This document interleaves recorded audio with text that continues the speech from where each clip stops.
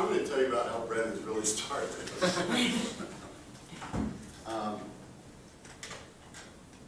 First, probably none of you are going out here tomorrow and being an entrepreneur. Okay, I'm going to start my own business.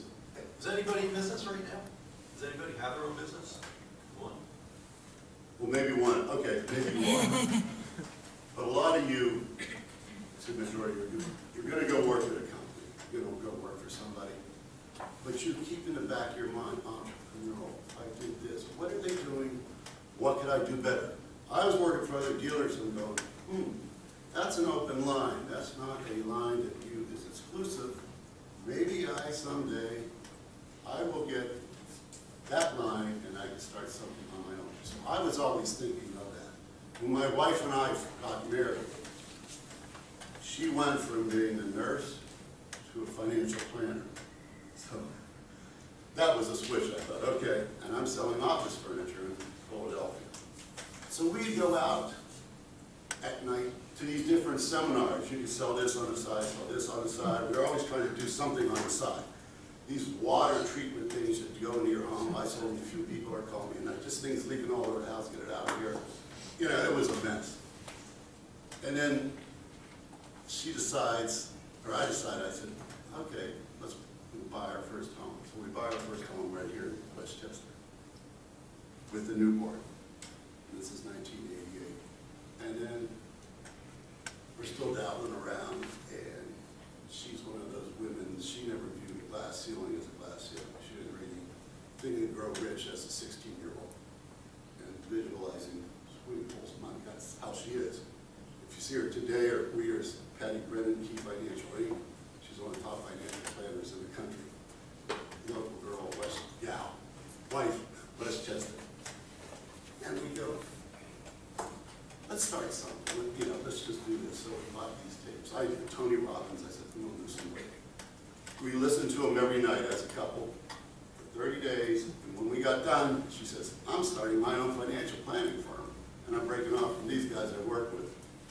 I said, I'm going to start my own dealership selling office furniture. And we literally lived by our wits.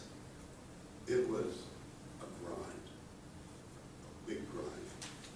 We hired Westchester University students to watch our 2-year-old while we would go off to try and get business on accounts. Then we had several more as both the businesses grew, and we had 4 children. So a lot of Westchester University students flew through our home. And you know, it's been up and down, but it's been great. And as she said last night, Ed, tell them, it's a lot of hard work, and you're going to work harder than you ever have in your life. But if it's something you want, and it may just emerge, it may come after a time. For me, I just finally hit me at 38 years old. You know, it wasn't overnight. I was always dabbling in it. But there's a lot of different entrepreneurships out there.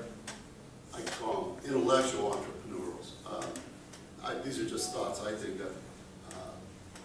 That was when I ran into daycare with our firstborn, right down here at 5 Points Road. I ran into Michael Lewis. Well, he was a DuPont chemist who decided to go start something in his bathtub, make up some chemical course, and start this company called Cephalon along with Frank Baldino. My wife would start to become their financial planner, and I sold them their furniture with 50 people. And I'm trying to put this stuff together. I didn't know to save money, and finally I hired someone to put it together. You know, that's how it evolved. You run into people, you talk. If you want to do anything in business, you have to go out and sell. Because nothing happens till something is sold. Connect with someone, okay?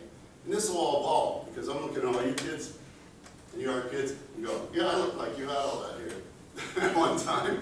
And I dabbled around a lot, you know? This didn't hit me till in my late 30s. And I said, okay, I better get serious now. But I have taken a lot in. If there's anything I can tell you, it's you persevere, you work, and you just find a way. And fear is a great motivator. When you have a mortgage, you have a new couple children, and your wife's living on a straight commission, and I'm on straight commission. It's challenging, but you can get there. I noticed we're small business entrepreneurs. There's Michael Lewis, Frank Baldino. I tell them they're intellectual who was their chemist, they're coming from a whole other background. You walk up the street, I always talk to people, but the guy at the shoe store, Paisano shoe store right here in the heart of town. Well, I'm talking to him one day, he says, you know what, Ed?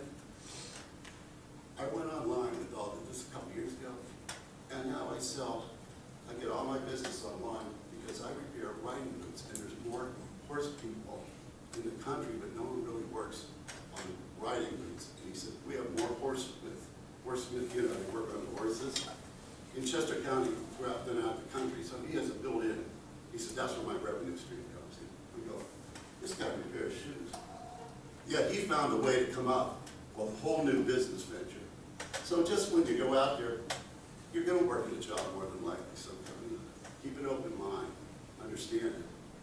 Also know whatever you put on Facebook's on your resume. I have a 25-year-old, a 21-year-old, a 20-year-old, you know, and a 15-year-old. So that's on your resume. I have a friend of mine, he's the COO of E-Money Advisors, another entrepreneur. Didn't always go that way. I knew the insurance industry first. I said, Ed, first thing we do, LinkedIn. We're on LinkedIn for a reason. We're on Facebook for a reason. And everybody who works for him is probably 24 to 33. Okay, so that's their demographics. They just opened a new office in San Diego. Just now, before we get all my files on here, we're paperless. So they're all cutting edge, state of the art. And just understand that. A few books I tell you to read. I happen to go to, if you ever heard of TED Talk, you may hear that. I heard Sir Ken Robinson speak. And if you'll ever look him up, Google him, phenomenal, brilliant mind.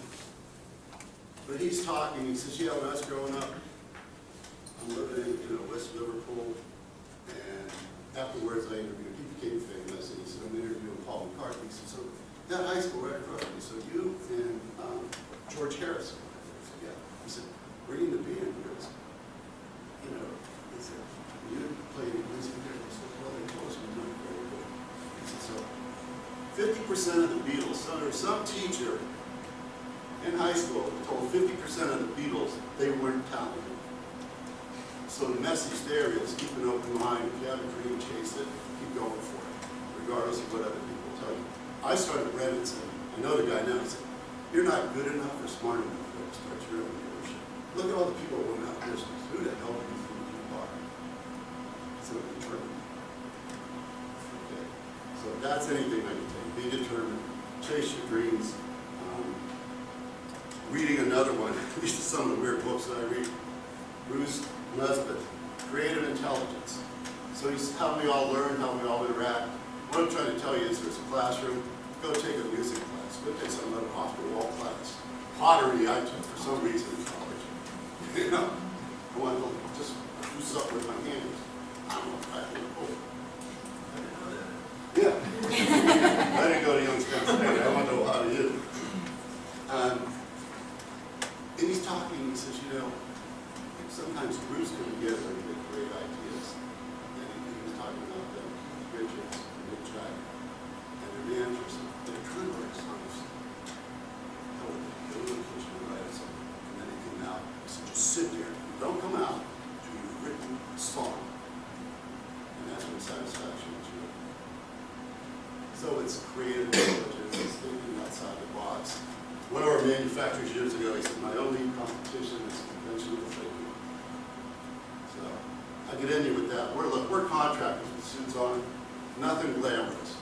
We create office environments for people. It's constantly changing. Now the new thing is people your age love to interact. Problem is, if you're working in these environments, kind of keep your mouth shut because they usually tell you now. Give a 25-year-old a raise and understand that all his friends are going to know about it in the company too. So, you know, be a little private, keep it close to the vest, and then stay an extra hour so that you're visible. Visibility does make a difference. Okay? And with that, I'll open up to you, Brian, for questions. No, off track too much here. And Tony Robbins, listen, that was the tapes we got. Tony Robbins. It still works. I still listen to him. My wife still does. And, you know, just get different perspectives, keep an open mind. And, wow, I wish I had these classes like this when I was in college. We never talked about it. You know, like I mentioned early on, that I didn't start the business, that did, and there was, it was 8 months old.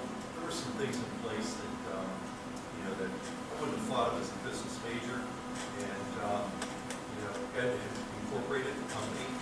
How was it just Yeah. There you go.